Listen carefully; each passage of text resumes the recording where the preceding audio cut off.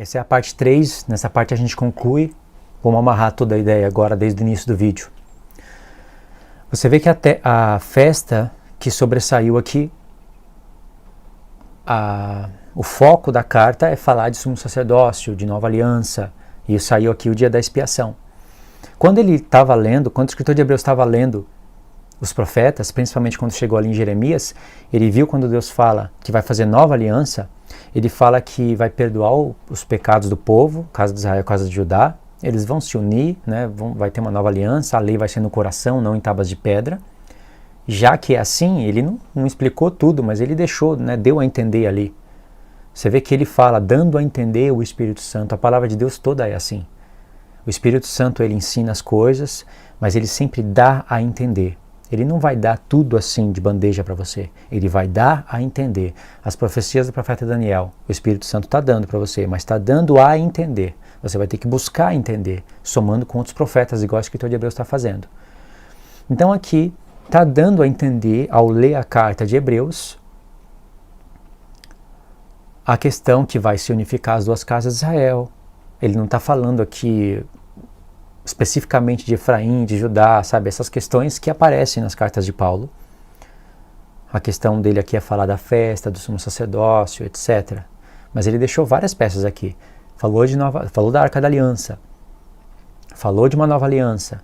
Então, se tem lei escrita em tábuas de pedra, representa o coração duro do povo, existe transgressão da lei, então tem que, justo na Arca da Aliança, que fica no Santo dos Santos, a única festa que engloba a Arca da Aliança é o dia da expiação.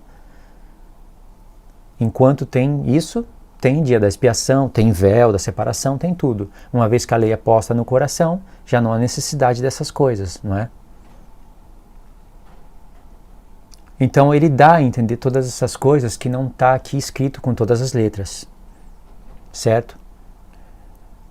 Os dois textos que destacaram aqui, que foram assim que ele gasta bastante tempo falando, é o de Jeremias 31:31.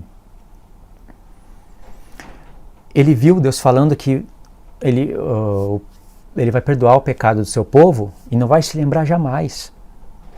Então existe um dia específico, um dia profético para isso.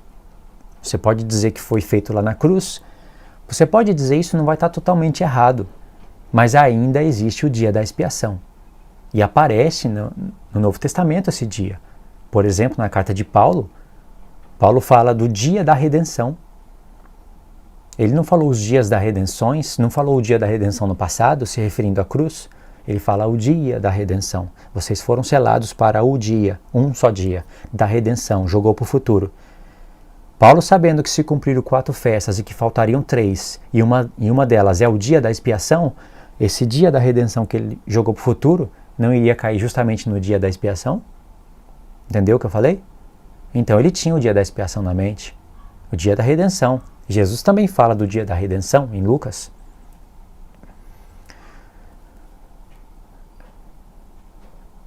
Então, voltando aqui em Hebreus, era muita coisa que eu estava falando, né?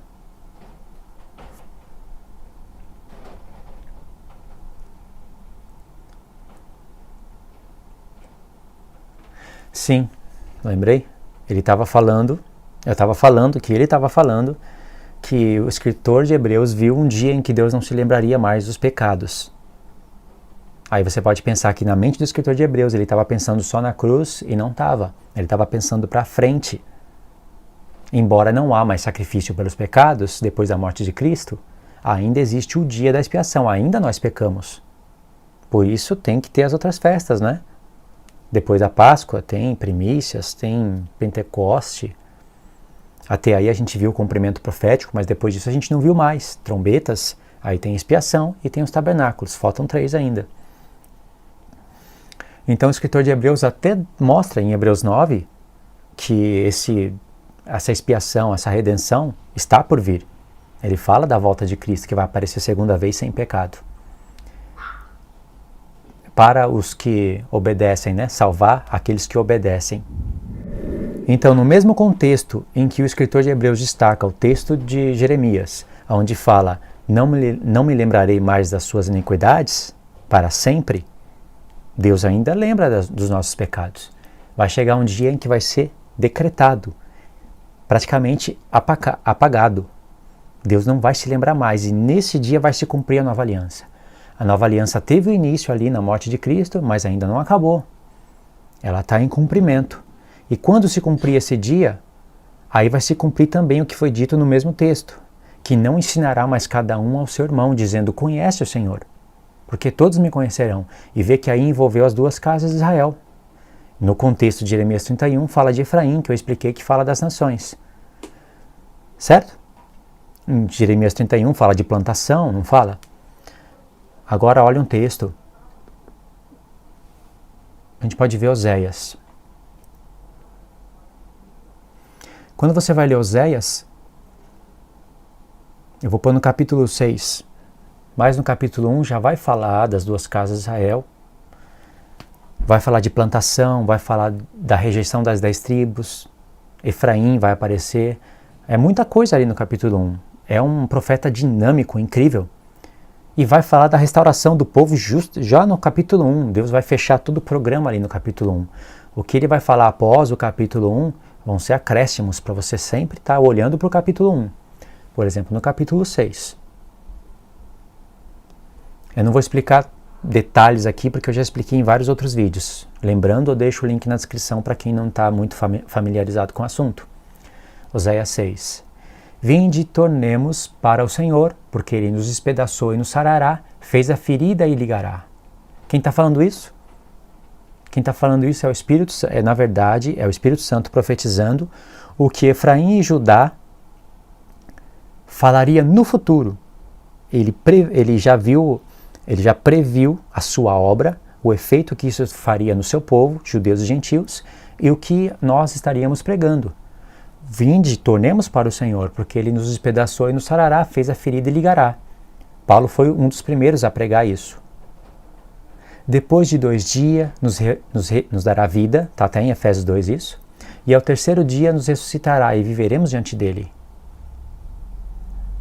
Verso 3. Conheçamos e prossigamos em conhecer ao Senhor. Como a alva, a sua vinda é certa. Ele descerá sobre nós como chuva serôdia que rega a terra. Esse é o povo falando. Vamos buscar o Senhor, etc. e tal. Esse povo já se reconhece como plantação de Deus, já sabe que o Espírito Santo é uma chuva e que Cristo vai vir como essa chuva e que eles vão ter vida ao terceiro dia e vão viver diante do Senhor, etc. e tal. Essa é a pregação do povo. Está na carta de Paulo. E ele já ensina a igreja a pregar o que ele pregava, né? Vamos buscar o Senhor. Nós estávamos mortos em ofensa e pecado, mas Ele nos deu vida juntamente com Cristo ao terceiro dia, não é? Tirou daqui. Então aqui no verso 3 está dizendo, conheçamos e prossigamos em conhecer o Senhor. Então aqui ainda é tempo de um dizer para o outro, um ensinar o outro. Vamos conhecer o Senhor. Jeremias 31 diz que quando Deus escrever a lei no coração e fizer a nova aliança com as duas casas, ninguém vai ensinar mais um ao outro, porque todos conhecerão Ele. E aí ele não se lembra mais dos pecados. E aqui no profeta Oséias ainda é tempo de um ensinar o outro e o povo de Deus está repleto de pecado. Entende? Logo em seguida, após esse texto, diz que te farei, ó Efraim, que te farei, ó Judá, porque o vosso amor é como a nuvem da manhã e como o orvalho de madrugada, que cedo passa. Por que Efraim e Judá aqui? Óbvio que está falando do povo de Deus. Certo? Isso que eu quis destacar. Esse texto está diretamente ligado com Jeremias 31. Por qual ponto? Por ponto de plantação, de restauração, de casa de Judá e casa de Israel, que não está aqui em Hebreus 6, mas está Efraim e Judá, né? Hebreus 6 não, em Oséias 6, mas em Oséias 1 está falando de Efraim e Judá e vai aparecer as duas casas de Israel. E vai falar de nações e um monte de coisas. Entende, irmãos? Então essas coisas estão na mente dos apóstolos, principalmente na mente do escritor de Hebreus. Essa é a relação de você somar Jeremias 31 com Oséias 6. A questão do tempo, das alianças e de olhar mais profundamente. Então quando o escritor de Hebreus lia Jeremias, ele não lia apenas o que estava escrito em Jeremias, ele processava na mente, né, o Espírito Santo ia ajudando ele, conforme ele estudava, vinha festa, vinha templos, vinha todas aquelas explicações. Entende? Assim que deveríamos estudar os profetas. Tinha mais alguma coisa aqui que eu poderia destacar? Teria mais coisas aqui, só que eu quero finalizar já na terceira parte do vídeo. A minha intenção é gravar vídeos pequenos, né? Essa intenção eu já estou com ela há muito tempo. Tá difícil conseguir. Mas tá aí, é um assunto riquíssimo, é um assunto que você pode ler com muito mais profundidade. É um assunto que já tem no canal. Eu vim falar dele de novo. Mas para mostrar dessa vez a relação de tempos, de como somar as coisas, de como Deus dá para você as revelações, mas Ele dá a entender.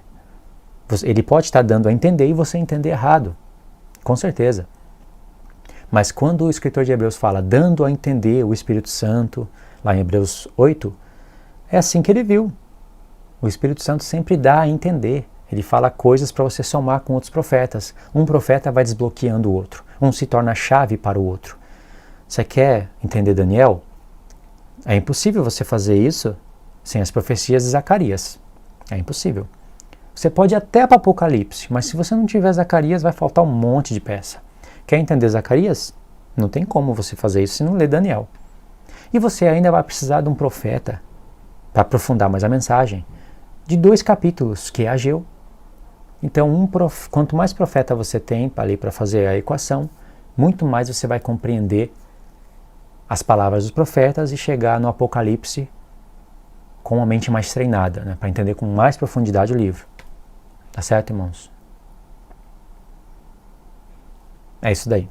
O assunto desse vídeo praticamente foi esse. Tá bom? Não muita novidade para quem já me acompanha há bastante tempo, mas para quem está entrando no canal recentemente, todas essas coisas são novidades. Tem muitas pessoas que entraram no canal agora, recentemente, e que tem muitos vídeos que elas não conhecem, elas estão conhecendo as 2 casas de Israel agora. Então eu acho sempre necessário estar falando e acrescentando, e as pessoas que já ouviram continuarem ouvindo sobre isso. É uma mensagem que pode ser muito impactante no começo para muitos, mas depois as pessoas vão esquecendo disso.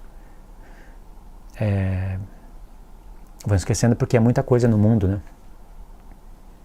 Então, essa é uma coisa que nunca pode sair da nossa mente. Por isso que eu destaquei aquele lance de eu ficar perplexo, como isso chega na mente de alguns pastores.